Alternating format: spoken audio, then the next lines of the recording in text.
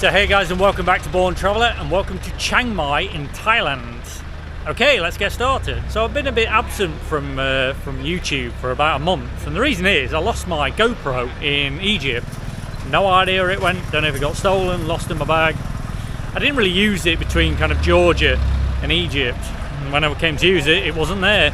So I've no real idea. I think I left it in a hotel room, but I can't really say either way. So I got myself a new camera. I've got myself a DJI Action 3, which I might do a review on actually. So if you want to check that out, there'll be a review coming about this camera later. So, finally made it to Asia. Been planning to come to Asia since last October. Flights have been ridiculous. So basically 4 flights to get here to Chiang Mai, but it was only 450 euros, so complete bargain to be honest. So I flew Egypt Air to Cairo, then Qatar Airways, Doha, and then to Bangkok, and then Air Asia up to Chiang Mai.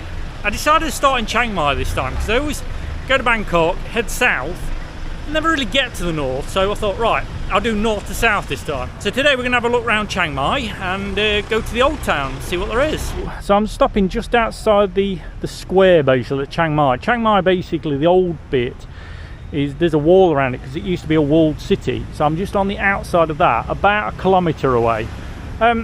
The reason I did that, it's just so much cheaper. So I managed to get a really nice hotel for $90 a week, so pretty reasonable.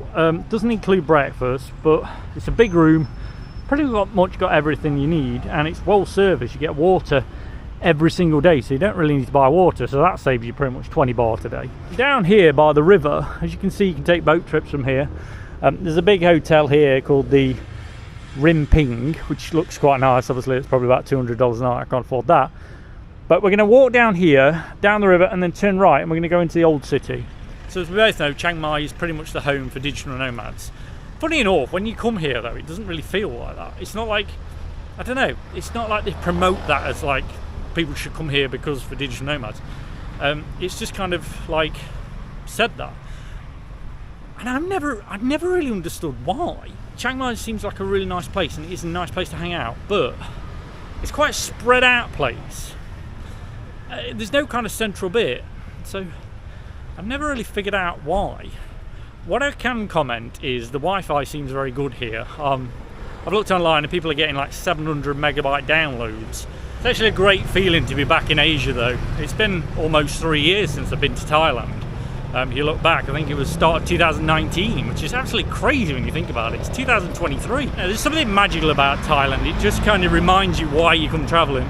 If I ever need to reset my mind as why do I do this, come to Thailand, kind of resets my mind. I just get that, the smells, the sights, I don't know, it just resets everything of why I travel. So what is there to see here in Chiang Mai? Well, looking at a Lonely Planet, it's mainly temples. And if you want to, you can go trekking to some of the hill villages.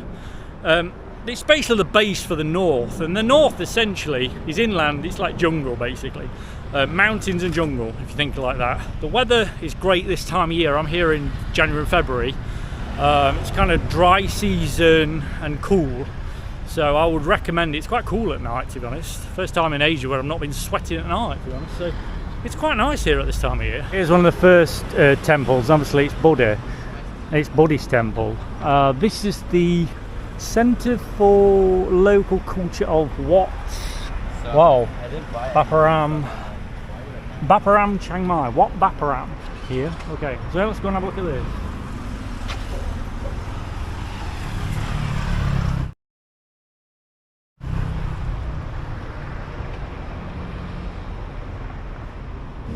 So the one thing you notice about Buddhist temples is it's full of gold.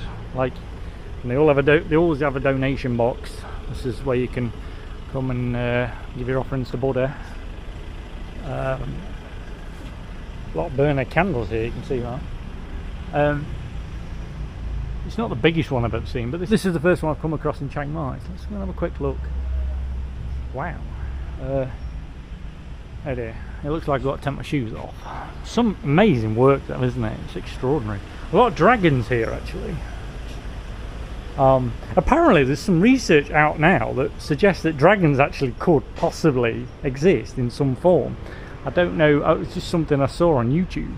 So these statues that they have, you think, well, they don't exist, but well, back in the day maybe dragons did exist. So, I've got to take my shoes off.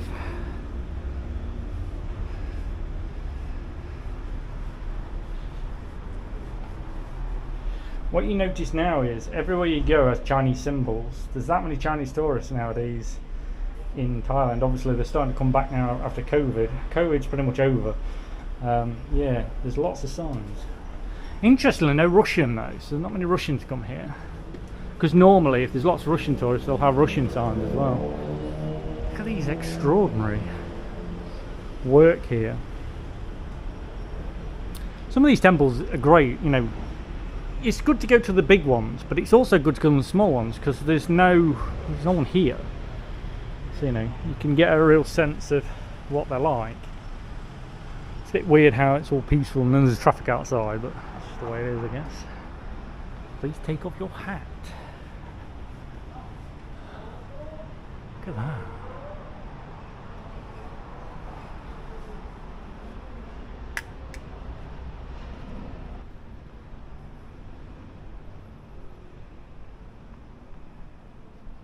Look at that. They do make them look fabulous, don't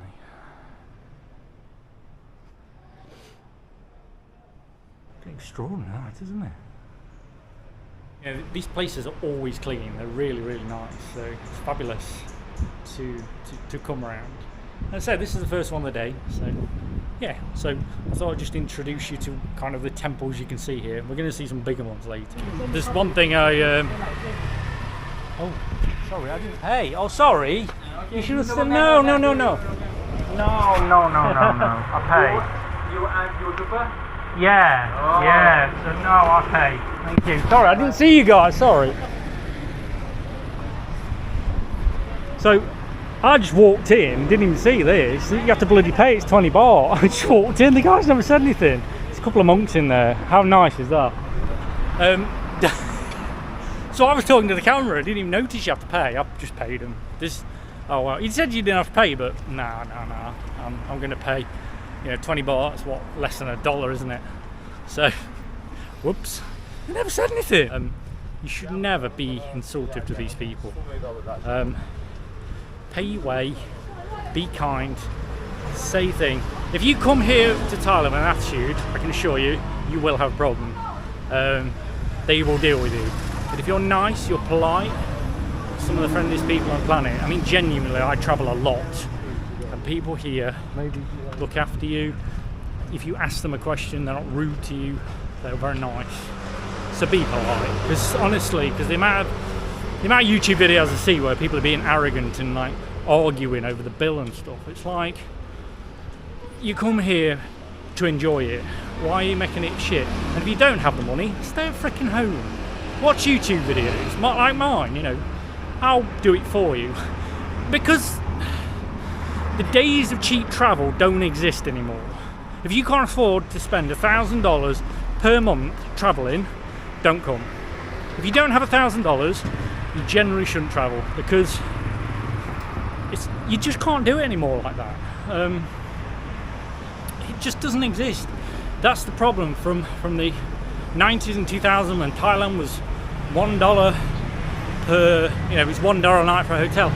Those times don't exist anymore. You go for a Thai massage, it's about $10 now. So these things, you know, my hotel is over $10 a night. It's still cheap, but you're not going to get away with like $300-400 a month. You're just not going to do that. And if you do, you're going to have a shit time. So here you can see we're coming to the outer wall now of the old city. So say Chiang Mai itself was a walled city in the olden times. So look, this is a beautiful place. Obviously you can see here a lot of people just come for lunch and chill out, you know, but there's lots of pigeons here, unfortunately. Bastards hate pigeons. Yeah, it's a beautiful wall though, isn't it? It's not too high, it's about maybe 5 meters, not really high. I don't know when I stay around here with these pigeons. So this is the lady's job. Her job is to throw the pigeons. Wow. I've seen some stuff in my car. Whoa, look at that.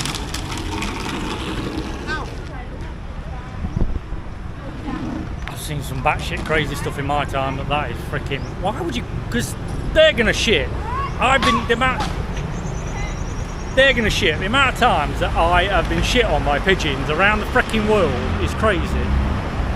You know, it's just bonkers. I would never do that.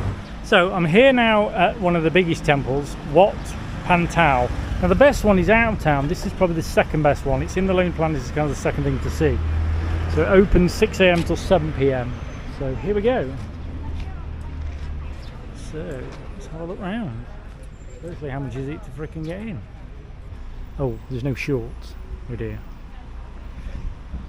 Oh, supposed to cover your legs. Ah, whoops. Never thought of that.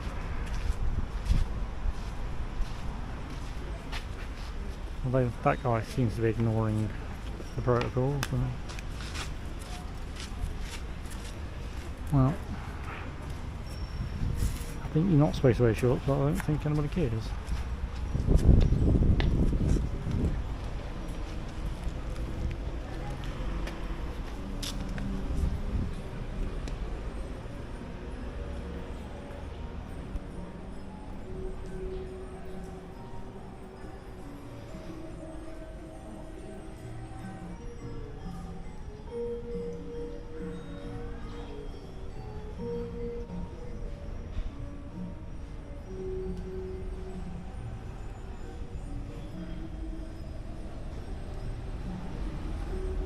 Old-fashioned wooden like shelters, fantastic.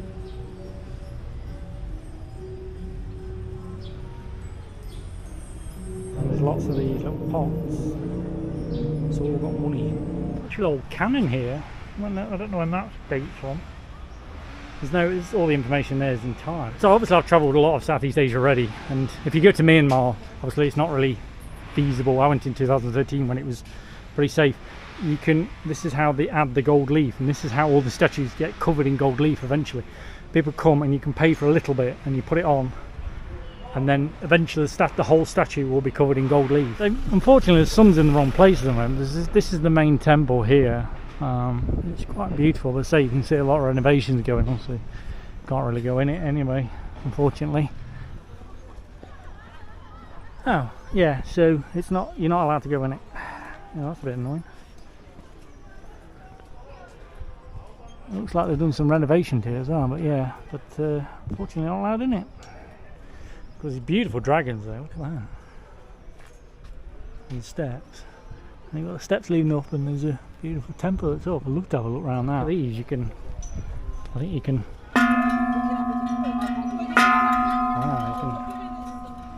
I said I always wanted to do it, and here you can.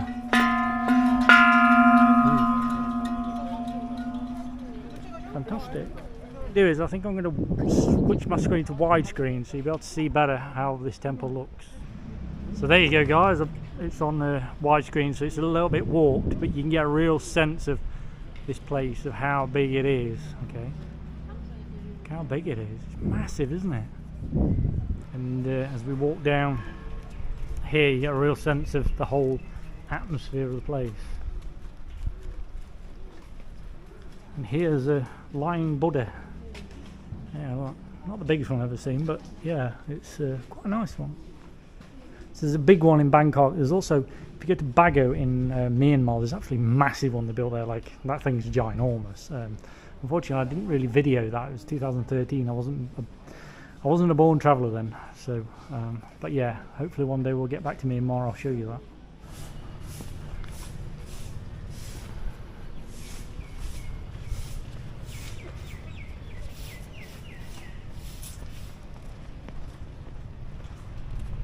Look at that.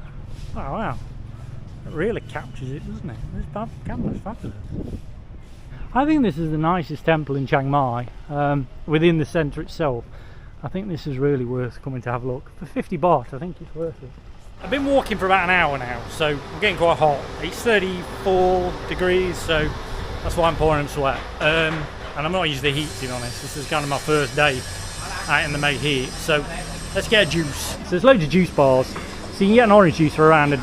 So we're going to get an orange. I don't know where to get pineapple or banana or mango or orange, but I'll probably get orange. pretty much everything on this picture you can have turned into a fruit. So they've got watermelon, mango, kiwi, strawberry, apple, orange, banana, pineapple, grape. One fruit's 40. If you want 2 to 3, it's 50, which is that's about $1.20 or $1.50 essentially. So here's my chariot. This is the guy. This is Grab. Now sometimes they have helmets, sometimes they don't. So we're going to take a 10-minute trip. So this is the way to ride.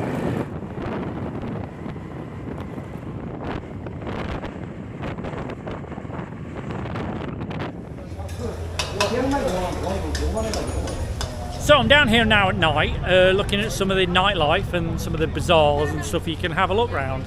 We'll have a look at all the night markets and stuff you can see.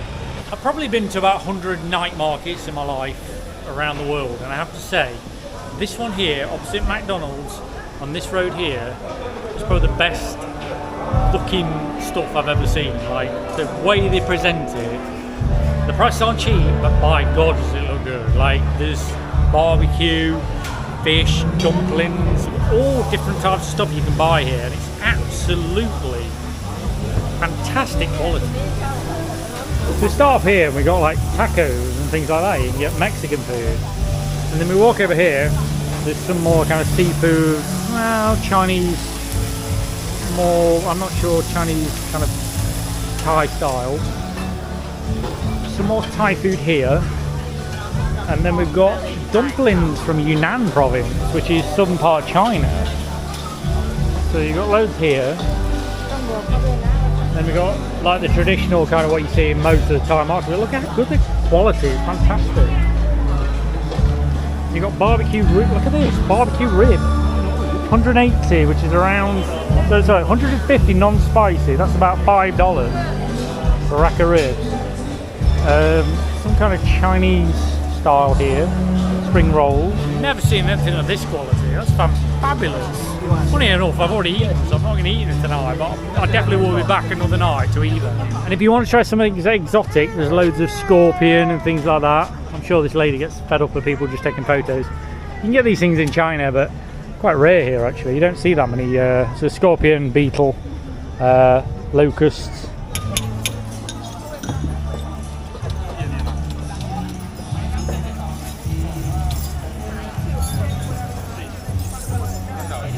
Sure what that's all about. It's crazy, isn't it? Loads of gold. This is outside the old district, the old square. The thing about Chiang Mai is it really is a night place. It's not really somewhere in the day. So in the day you want to go to the old district. At night, come to the kind of like Chiang Mai night bazaar, and that's here. To be honest, the actual night bazaar is pretty crap. Most of it's dead. But around it, it's just teeming with shops, stalls, food. It's kind of like Coast and Road, this bit. It's fabulous. This is the biggest night market I've seen. It's called Poloen Ruji Night Market. So let's go and have a look and see. This is definitely the busiest place. This is the biggest place for farangs I've seen anywhere for a long time. My God. I don't think I've seen this many tourists in one place anywhere in the last 4 years. Wow, this is crazy. Like from 2023. That's mad. I've never seen so many foreigners in one place in one go. Bear in mind, you followed my trip for the last 3 years, you know that everywhere I've been is going to be completely dead. It's just crazy to come here and see this many tourists in one place. So if you remember Turkey 2021, 2 years ago almost, there was nothing. I was on the buses on my own. Look at it now. Hello. I think what I've noticed is all the Thai sellers are like, yeah, film, film, film. They want people to know that Thailand is back, it's booming, everyone's here, it's safe, so it's time to come. Yeah, if you want to come back, Thailand is, yeah, everything's good now.